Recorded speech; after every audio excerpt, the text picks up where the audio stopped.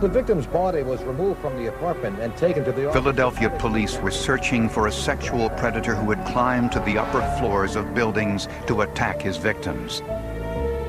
Geographic profilers predicted that the perpetrator lived or worked near his victims. But when identical crimes occurred 1,700 miles away in Colorado, investigators either had a perpetrator with a very long commute, or they had to rethink their assumptions.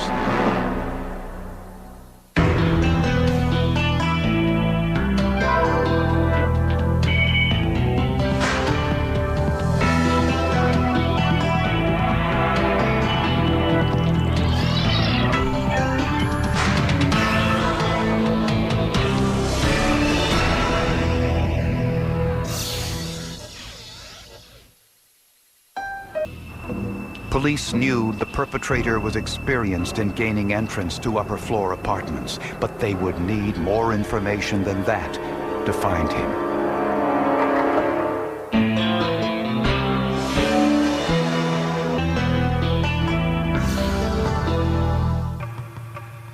Shannon Schieber was a brilliant student with a bright future that ended tragically on May 7th, 1998, when she was robbed and murdered in her Philadelphia apartment.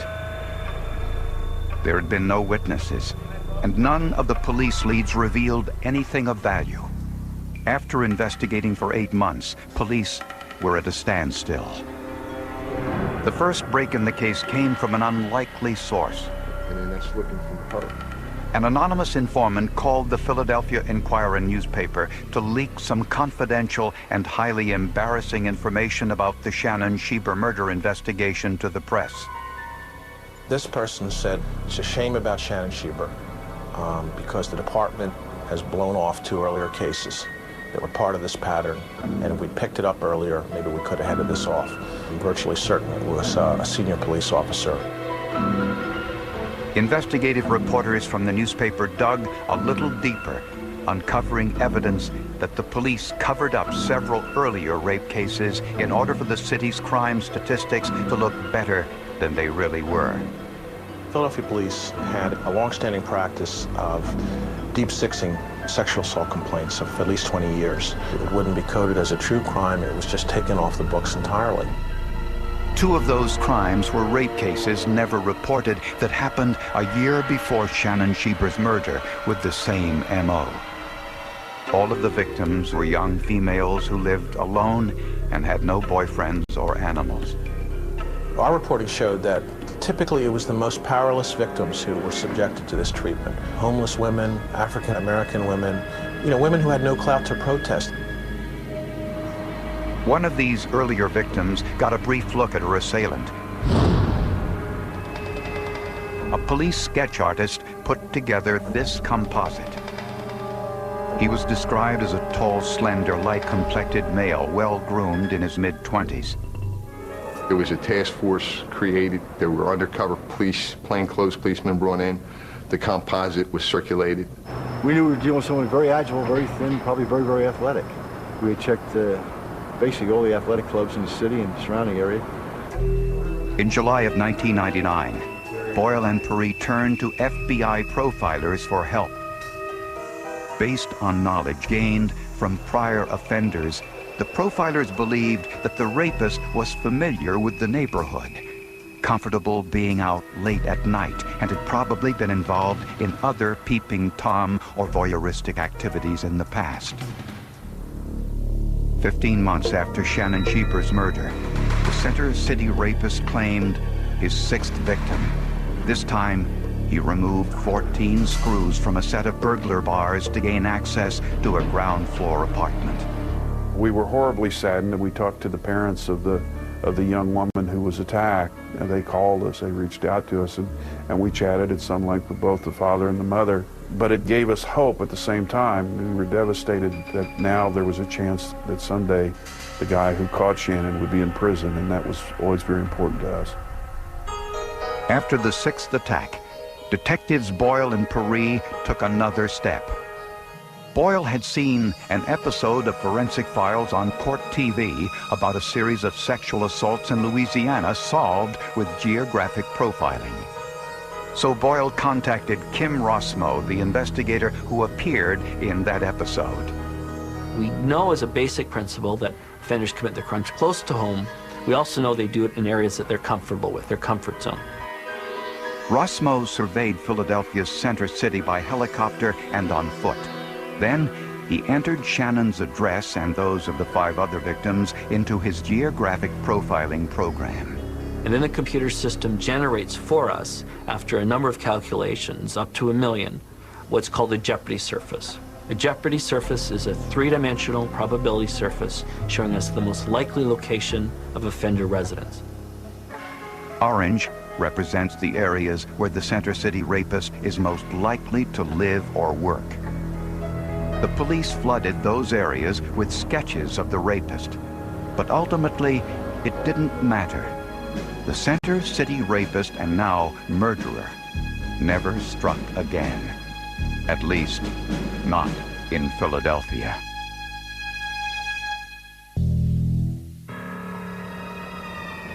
Shortly after the Center City rapist claimed his 6th victim in Philadelphia, the crimes mysteriously stopped. Police had a number of theories. The perpetrator struck only during the spring and summer. When the summer of 2000 came and went without an incident, police feared he had fled Philadelphia and might never be caught. Investigators suspected the perpetrator was a college student who lived in Philadelphia during the summer but went to school out of town. What they didn't know was 1,700 miles away, in Fort Collins, Colorado, there was a similar rapist committing crimes in the exact same way. The suspect was entering by removing screens and climbing in through the windows. And then once inside, the suspect was taking control of the victim while the victim was sleeping. The attacker struck 5 times during the spring and summer of 2001. He pulled pillowcases over his victims' heads and assaulted them. During the 5th attack, he made a mistake. He had entered the victim's apartment by way of a 2nd-floor balcony. Crime Lab Supervisor Jeff Sabota took a portion of the balcony railing back to his lab and sprayed it with ninhydrin, a chemical used to uncover fingerprints on porous surfaces. The ninhydrin reacts with skin oil, causing fingerprint ridges to turn purple. An hour later, he got the results. 3 perfect prints. Put his palms here, placed his left hand, leaving his left thumbprint in left ring and left little finger, and then jumped over. Fort Collins mailed photographs of the prints along with a description of the attacks to police departments all across the country, asking for assistance. The letter caught the attention of a police clerk in Philadelphia. She thought of the Center City rapist, which he was called at the time, and she contacted the Special Victims Unit, Detective Latour. Detective Latour then contacted the Fort Collins Police Department. When DNA from the rape test kits in Colorado were compared to blood found in Shannon Schieber's apartment, the DNA matched. When they called back to say that they had, in fact, done a comparison and that the samples match, it was overwhelming.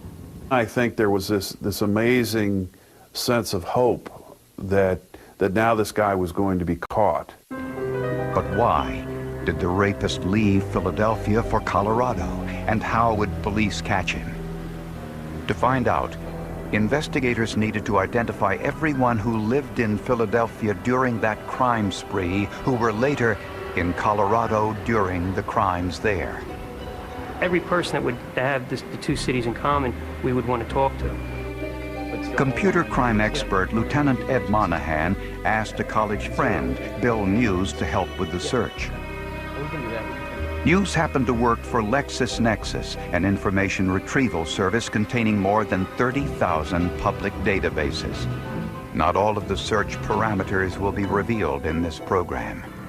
A lot of it was geographic, and I really don't want to go into it further than that. They culled through credit bureau records and found 319 males who had been making financial transactions in Philadelphia and then did the same in Fort Collins, Colorado. They further narrowed the search by looking for males between the ages of 20 and 30 years old who had been living in or around the areas of the Philadelphia attacks. The zip code is a short and easy way of identifying a geographic area. Monahan got the list down to 83 names, which he immediately sent to police in Colorado. Those names were added to a list of more than 800 suspects the Colorado police gathered. Before they all could be checked, there was a 7th assault. Police needed to work quickly before there was an 8th.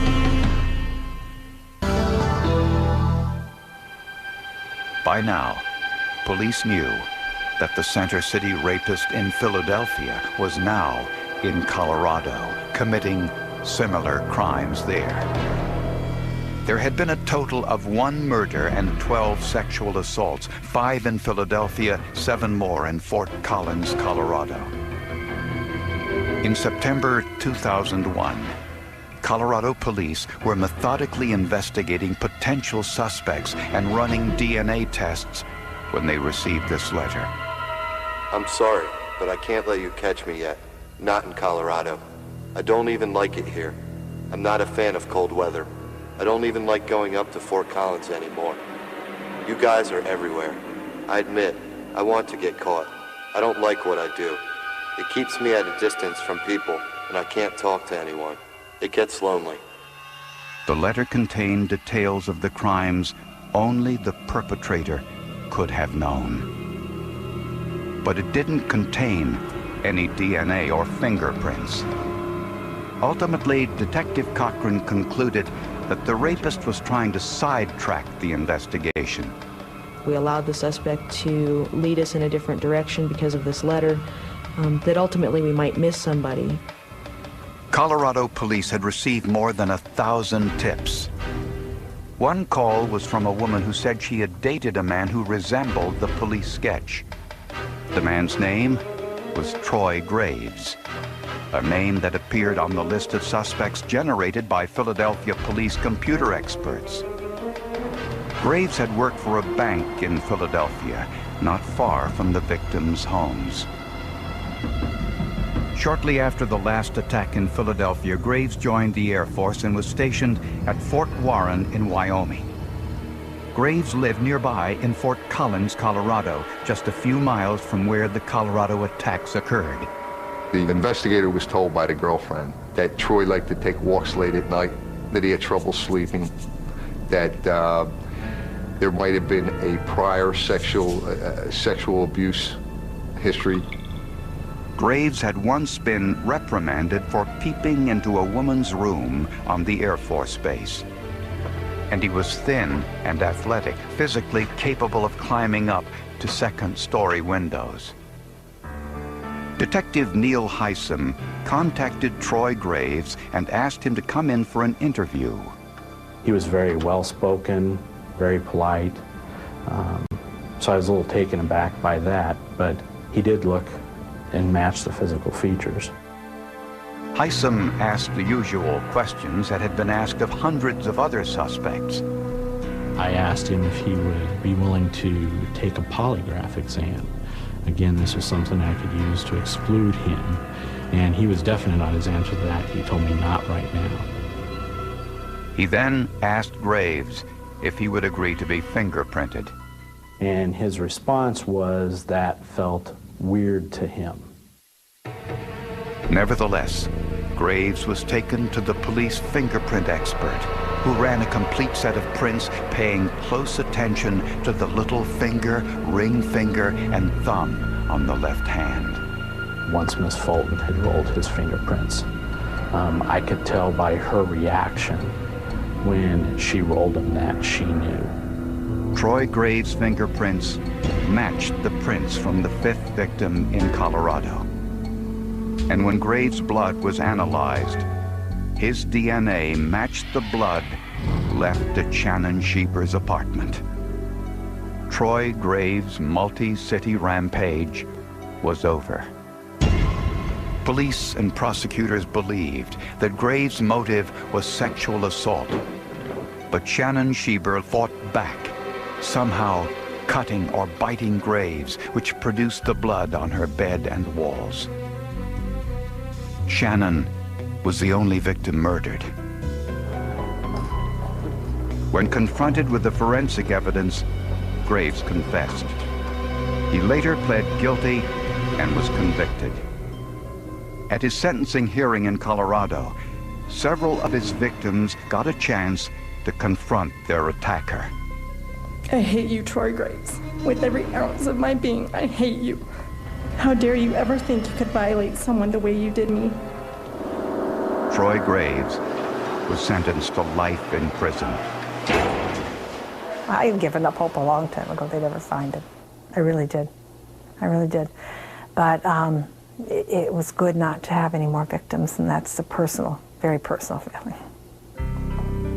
Shannon's parents keep her room as it was when she was alive, filled with her championship ribbons, her books, her photos of family and friends.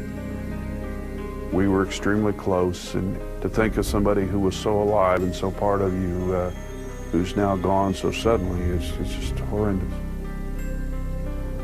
The hunt for Shannon's killer was a classic needle in the haystack investigation.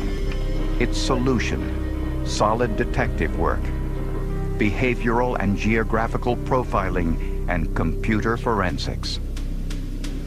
Here's the locations of the offenses. The bank that Graves worked at, the location of his girlfriend's home, his first residence.